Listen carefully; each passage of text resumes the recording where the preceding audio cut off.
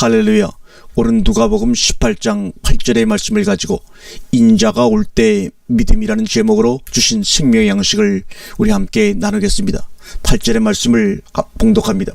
내가 너희에게 이르노니 속히 그 원한을 풀어주시리라. 그러나 인자가 올 때 세상에서 믿음을 보겠느냐 하시니라. 아멘.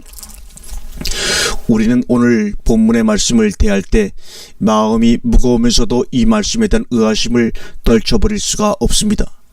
우리 한국교회만도 기적적 성장을 하여 1천만 성도를 가까이 자랑하고 있고 세계교회와 그 세력이 어마어마한 지금에 인자가 올 때 세상에서 믿음을 보겠느냐 하신 말씀은 해도 너무 하셨다 싶을 정도로 이해하기가 참으로 어려운 말씀입니다. 그러면서 우리들의 마음에 떠오르는 의문은 그러면 도대체 이 말하는 믿음의 내용은 어떤 것인가 하는 점입니다. 그 부분에 대해서 우리가 한번 오늘 집중적으로 살펴보겠습니다. 누가복음 18장은 누가복음 17장이라는 배경하에서 이어진 내용입니다. 누가복음 10장은 여러분이 잘 아는 대로 18장 10절이 말하고 있는 인자가 올 때의 상황에 대한 기록입니다. 그러므로 17장에서 경고하고 있는 핵심이 구체적으로 18장에서 나타내 보여주고 있는 것입니다. 본 누가복음 18장은 크게 분류해서 5가지 교훈적 내용의 사건이 기록되어 있습니다. 첫 번째, 불의한 재판관과 과부. 두 번째, 바리새인과 세리. 세 번째, 하나님 나라와 어린아이. 네 번째, 재물과 영생. 다섯 번째, 소경의 믿음입니다. 그냥 보아 넘기면 그저 당연하고 아멘뿐인 그런 일상적인 교훈 같은 내용들이지만 조금만 자세히 뜯어보면 인자가 올 때 갖추어야 할 믿음의 내용과 기본 자세를 명쾌하게 제시해주고 있는 핵심 중의 핵심이요 비결 중의 비결입니다. 다섯 사건이 내용과 사항은 각각 다르게 보이지만 담고 있는 공통점은 오직 한 가지라는 사실입니다. 그것은 믿음과 자세입니다. 믿음이란 그 믿음에 상당하는 자세를 요구하고 또한 나타내게 되어 있습니다. 어떤 사람이 어떤 일에 얼마 많은 정력을 쏟느냐 하는 것은 곧 그 사람이 그 일에 대한 행동 과지나 자세로 알 수가 있습니다.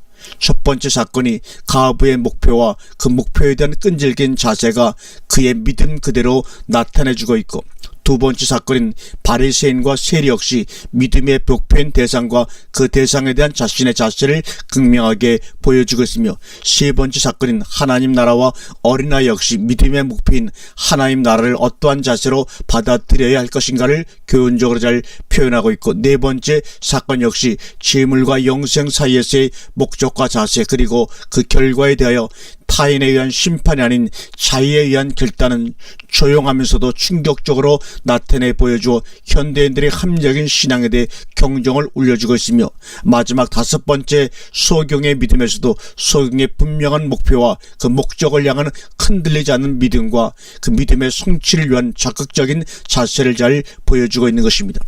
이 5가지 사건은 또 다른 면에서 다른 점을 가지고 있다는 것입니다. 즉 인자가 올 때 세상에서 흔히 볼 수 있는 믿음과 볼 수 없는 믿음입니다. 과부나 소경이나 세리 같은 믿음은 흔히 보기 어려운 믿음이요, 바리새인이나 부자 가난 같은 믿음은 흔히 볼 수 있는 믿음이라는 것입니다. 그러면 구체적으로 어떠한 믿음이어야 인자가 올 때 세상에서 볼 수 없는 믿음인가? 첫 번째, 가부의 믿음은 7절 하나님께 반납 부르짖는 택하신 자들의 원한을 풀어주시기 않겠느냐가 핵심입니다. 그런데 여기서 우리가 번역상 좀 고쳐야 할 부분이 있습니다. 원한으로 표현된 에크디케시는 실은 원수 같은 의미입니다. 고로 다른 의미로는 형벌, 징계도 됩니다. 그리고 풀어주지 않겠느냐의 우메 포이에서는 원수를 갚아주시지 않겠느냐 또는 형벌을 행하시지 않겠느냐로 표현해 볼 수도 있습니다. 왜 이렇게 바꾸고 표현해야 하는가 하면 원한 그러면 개인적인 사감을 의미하는 듯하기 때문입니다. 가부의 개인적인 감정 싸움에 하나님께서 끼어들어서 한쪽 편을 거들어 편파적으로 징벌하실 분이 아니십니다. 그 택하신 자들의 에크디 캐신이기 때문에 공적인 것이요, 그러므로 그것은 하나님 자신의 원수 갚음이요 형벌이시기도 합니다. 고로 다른 성경은 이렇게 말하고 있습니다. 원수 갚는 것이 내게 있으니 내가 갚으리라 주께서 말씀하시리라. 로마서 12장 19절과 히브리서 10장 30절 말씀을 참고해 보시길 바랍니다. 그러면 누가 택하신 자들의 원한의 대상인가? 데살로니가후서 1장 6절과 9절은 이렇게 적고 있습니다. 너희를 환난받게 하는 자들에게는 환난으로 갚으시고 환난받는 너희에게는 우리와 함께 안식으로 갚으시는 것이 하나님의 공이시니 주 예수께서 저희의 능력의 천사들과 함께 하늘로부터 불꽃 중에 나타나실 때 하나님을 모르는 자들과 우리 주 예수의 복음을 복종치 않는 자들에게는 형벌을 주시리니 이런 자들이 주의 얼굴과 그의 심의 영광을 떠나 영원한 멸망과 형벌을 받으리로다. 아멘. 이렇게 복수적 개념으로 접근을 있으나 원수는 하나요 단수입니다. 그 단수 원수가 저들로 하여금 그렇게 미혹하였기 때문입니다. 그 증거가 되는 말씀이 바로 고린도후서 4장 3절과 4절입니다. 함께 읽겠습니다. 만일 우리 복음이 가려웠으면 망하는 자들에게 가려운 것이라. 그들 안에 있는 이 세상의 신이 믿지 아니하는 자들의 마음을 생각을 혼미케 하여 그리스도의 영광의 복음의 강체가 비추지 못하게 하려 함이니라가 바로 그것입니다. 계시록은 바로 이 세상 신에 대한 심판과 형벌을 자세히 묘사 예언하고 있습니다. 중요한 것은 택하신 자들은 이 원수 갚음에 대하여 밤낮 부르짖는다는 것입니다. 이로운 재판은 소송하는 자가 있어야 하기 때문에 문제는 오늘날 대부분의 자칭 택한 백성들이 이 세상신의 감쪽 같은 미혹의 역사를 알아채지도 못할 뿐 아니라 오히려 미혹에 걸려 끌려가고 있다는 사실입니다.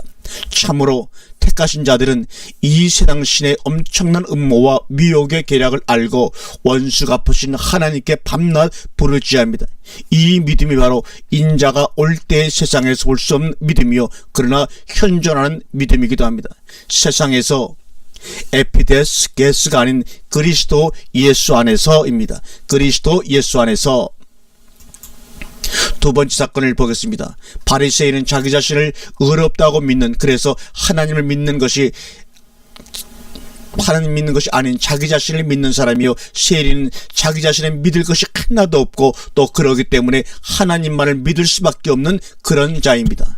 바리새인이 성전에 올라가서 기도도 하고 할 것은 다 하지만 자기 자신의 의로운 행위들을 사람들에게 자랑하고 심지어 하나님께도 사람들 앞에서 자랑하러 올라간 것뿐입니다. 본문 9절 앞부분을 원문으로 보면 이렇게 되어 있습니다. 에이펜데 카이 프로스 티마스 투스 에프 우 토이스. 이 부분을 지역하면 예수께서 자기 자신을 에안 토이스 믿고 있는 어떤 자들에 대하여 또 말씀하시기를 합니다. 예수께서 자기 자신을 믿고 있는 어떤 자들에게 대하여 말씀하시기를, 우티이아는 자기를 믿는 그 믿음의 내용을 말하고 있는데 그것은 자기 자신들을 의롭다고 믿고 다른 사람들을 멸시하는 믿음입니다. 또 하나 있습니다.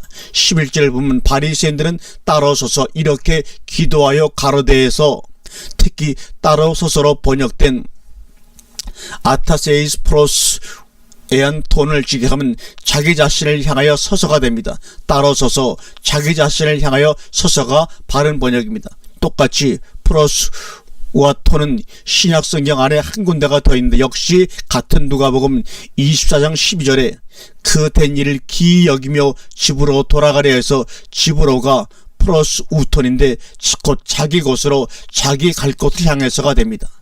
11절 앞부분을 그래서 종합해보면 바리새인은 자기 자신을 향하여 서서 이렇게 기도하기를 하나님이여가 될 것입니다. 이 바리새인은 하나님이 바리새인의 하나님이 아니라 바리새인 자신이 바로 하나님이요, 하나님이란 존재는 자기의 하나님됨을 인정해주고 들어주기나 하는 역할 이상도 이하도 아닌 그런 하나님뿐입니다. 그런데 세리는 내놓을 것이 없었습니다. 물론 그도 1회에 2번 정도 금식할 수 있었고 죄인이기 때문에 바리새인보다 더 할 수도 있었을 것입니다. 또한 소득의 11조도 드렸을 것입니다. 아니, 세리이기 때문에 속정까지 포함해서 오히려 바리새인보다 더 바쳤는지도 모릅니다. 그러나 그는 세리로서 토색한 것을 인정할 수밖에 없었고, 그러므로 불의한 것도 사실이며 간음 아니었다고 잡아뗄 수 없는 그였습니다. 자기가 잘한 것이라고는 당연히 할 것을 모조리 자기가 죄인이기 때문에 그럴 수밖에 없는 불강력적 나쁜 짓들 뿐이었습니다. 할 말은 없고 내세울 것도 없으며 제단 앞에 가까이 갈 수도 없었습니다. 아니, 자기의 비천함 때문이 아니라 하나님의 지극히 위대하심이 자기 신의 존재가 너무나 추하고 천했다는 것입니다. 하나님을 배울 때 자신을 그 하나님과 도저히 일치되지 않은 하나님의 줄 끝에 서 있을 수도 없는 존재임을 잘 알기 때문에 세린 나는 죄인으로소이다 라는 말밖에는 드릴 말씀이 없었고, 그러므로 하나님이여 나를 불쌍히 여겨 주시옵소라고 하소연할 수밖에 없었던 것입니다. 14절은 이렇게 적고 있습니다. 이 사람이 저보다 의롭다 하심을 받고 집에 내려갔느니라고 말입니다. 의롭다 하심을 받는다는 것은 우리들의 행위의 잘못보다는 우리가 하나님에 대해 어떻게 생각하고 어떻게 여기며 알고 그러므로 그분께 어떠한 자세로 나아가느냐에 달려 있습니다. 하나님과 나는 언제나 상대적입니다. 나가 높아질 때 하나님은 상대적으로 낮아지며, 나가 하나님을 의도적으로 낮추거나 나가 높아지면 하나님께서 스스로 낮추시기 때문입니다. 반대로 하나님이 높고 위대해졌을 때 그만큼 나는 낮아지고 작아지는 것입니다. 성경은 이런 경우에 그를 높이고 그를 의롭다 하시는 것입니다. 인자가 다시 올 때 이러한 믿음과 자세를 가져야 함은 말할 필요가 없을 것입니다. 세 번째 사건인 하나님의 나라와 어린아이는 하나님의 나라를 어떠한 자세로 받들며 위해야 하는가에 어떤 면에서는 너무나 당연한 것 같은 내용이지만 우리들의 일반 상식과 크게 다른 점을 나타내고 있습니다. 우리들의 일반 상식은 보통 우리 자신이 하나님의 나라에 들어가 그 환경과 조건의 혜택을 누리며 보호를 받게 되는 수동적 이기적 관점으로 이해를 하고 있으나 본문은 그 반대라는 것입니다. 우리 자신이 하나님의 나라를 어린아이를 받들고 보호하며 귀히 여기듯이 해야 한다는 것입니다. 이렇게 여기고 이렇게 바라고 이렇게 위하는 나라가 아니라면 결코 하나님의 나라가 아닐 것입니다. 그렇다면 들어갈 수도 없을 뿐 아니라 꼭 들어가야 할 필요성도 없을 것입니다. 우리와 하나님의 나라는 서로 간에 만나고자 하는 소망의 실제적 만남의 관계입니다. 일방적으로 들어가는 것이나 받아들이는 그런 이기적이거나 공간적이거나 환경적인 것이 아닙니다. 맨션 아파트가 싫고 단독주택을 원하는 자가 있고 도시의 문화생활을 마다하고 원시적이며 자연적인 전원생활을 선택하는 자도 있듯이 인간의 관점과 평가와 가치관으로 본 하나님의 나라는 성경이 말하는 하나님의 나라는 아니며 그러므로 들어갈 수도 없거니와 들어갈 필요성도 없는 것입니다. 이런 자의 것이니라입니다. 어떠한 자, 어린아이들의 천국이 아닌 어린아이와 같은 자들의 나라라는 말입니다. 오늘 본문에서 말하는 어린아이 브레포는 아주 갓난 아이나 심지어는 뱃속에 들어있는 아직 나지 않은 아이까지도 다 브레포라고 부르고 있습니다. 이 말은 천국의 성격이 어떠한가를 비유적으로 나타낸 표현입니다. 이런 상태의 사람이 그러한 상태의 하나님 나라를 받들고 바람으로 들어가는 나라요 들어갈 수 있는 자들입니다. 그리스도 안에서는 장성한 자일수록 갓난 아이 같고 미숙한 자일수록 어른 노릇을 하려고 합니다. 왜 그런가 하면 하나님 나라의 독특한 특성 때문입니다. 인자가 올 때에도 떡얘기 같은 상태의 믿음을 소유한 자라야만 하고 하나님 나라를 떡얘기처럼 받들어야만 그 나라에 합당한 자가 됩니다. 네 번째, 재물과 영생의 사건을 살펴보겠습니다. 영생 얻는 문제가 내가 무엇을 할 수 있어서와 할 수 없어서의 문제를 갈라주는 중대한 교훈을 던져주는 교훈입니다. 말씀입니다.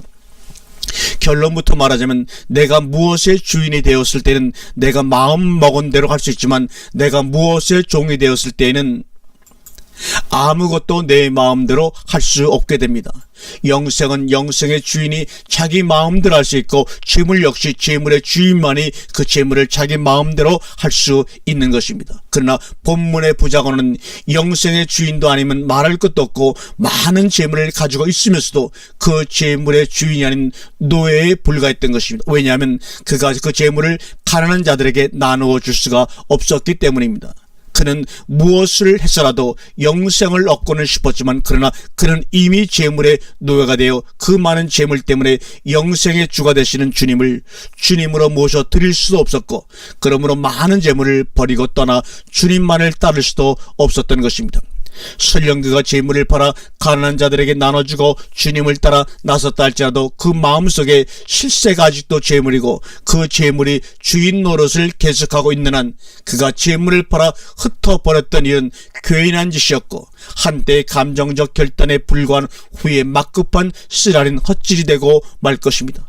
오늘날도 수많은 부자들이 이러한 전철을 밟고 있지만 영생은커녕 후에만 거듭하는 것은 실제 주인이 바뀌지 않았기 때문입니다. 땅 위의 재물이 하늘의 보화로 바뀌어야 합니다. 관념이나 생각 속에서만 아닌 실제적이고 현실적으로 말입니다. 오늘날 기독교의 가장 큰 명패는 독선적이라 할 정도로 우월감과 세계적으로 과시할 만한 세력권입니다. 외형은 그러면서도 실제적 내용에 있어서는 그 가치성이나 생활 속에서 나타나는 능력이나 지혜 등 기독교가 가지고 있는, 아니 가지고 있어야 할 강한 것들에 대해서는 전혀 알지도 못할 뿐 아니라 찾아내려고도 하지 않는 속빈 강정이 되고 말았습니다. 기독교는 이제 세력을 과시만 할 것이 아니라 저력을 나타내 보여주어야 할 때가 왔습니다. 물질 문명에 가지던 그 막강한 파워 이상의 강하고 초등한 말씀의 저력을 말입니다. 물질 문명과 과학 문명의 식상한, 아니 그것들이 가져다준 화합한 내 뒤안길에서 굶주림과 헐벗음과 고독으로 메말라가고 시들어가는 온 세상의 인류에게 이제는 말씀의 능력과 말씀의 저력을 가진 우리가 소생하는 생명력을 불어넣어줘야 합니다. 기독교는 이제 파수꾼의 나팔소리를 발해야 하고 총탄꾼의 비전을 세상에 제시해야 합니다. 본문에서는 부자 가론에 근심하며 돌아갔으나 이 시대 말에는 모든 부자들이 스스로 모든 재물을 내어버리고 말씀을 찾아 헤매게 될 것입니다. 왜냐하면 재물 먹고는 영생할 수가 없고 또한 재물로는 영생을 얻을 수가 없는 줄을 알게 되었기 때문입니다. 그런즉 누가 구원을 얻을 수 있나이까? 사람으로는 할 수 없는 것을 하나님으로는 하실 수 있느냐는 말씀이 대답이 됩니다. 끝으로 소경의 사건이 주는 교훈은 18장 전체의 결론적 교훈으로 우리에게 보여주는 것입니다. 내게 무엇하여 주기를 원하느냐? 그가 가로되 주여 보기를 원하나이다. 보기를 원하나이다. 인자가 다시 올 때 기도의 제목과 목적은 단순하며 유일해야 합니다. 무엇입니까? 보기를 원하나이다. 마지막 때는 대저 여호와께서 깊이 잠들게 하신 신을 너희에게 보여주사 너희의 눈을 감기셨음이니 그러므로 모든 묵시가 너희에게는 마치 봉안책의 말이니라고 이사야 29장 10절과 11절에 말씀하고 있으며 데살로니가전서 5장 7절과 8절은 자는 자들은 밤에 자고 취하는 자들은 밤에 취하되 우리는 낮에 속하였으니 근신하여 깨어있으라고 말합니다. 왜요? 보기를 원하기 때문입니다. 잠에 취하였으면 아무리 눈을 뜨고 보려고 해도 볼 수가 없게 됩니다. 그렇기 때문에 그러한 자들은 다윗의 자손 예수여 나를 불쌍히 여기소서라고 부르짖으며 호소해야 합니다. 왜냐하면 잠에서 깨고 눈을 떠보아야 할 때가 왔기 때문입니다. 여러분, 사랑하는 여러분, 아직도 꿈꾸고 있습니까? 아직도 잠자고 있습니까? 눈을 떠서 보기를 원하는 자가 되기를 간절히 주님의 이름으로 축원합니다. 아멘.